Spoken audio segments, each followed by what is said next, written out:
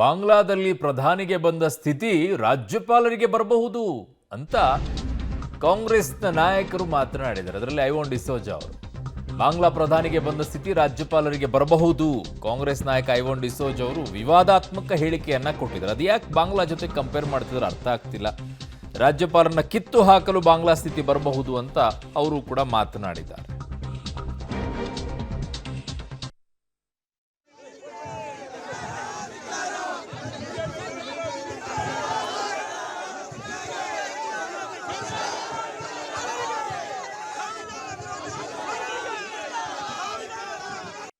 ಬಾಂಗ್ಲಾದೇಶ ಅಧ್ಯಕ್ಷರು ರಾತ್ರಿ ಓಡಿ ಹೋದ್ರಲ್ಲ, ಅದೇ ಪರಿಸ್ಥಿತಿ ಗವರ್ನರ್ ಆಫೀಸಿಗೆ ಬರ್ತದೆ ಅಂತ ಹೇಳಲಿಕ್ಕೆ ಬಯಸ್ತೇವೆ.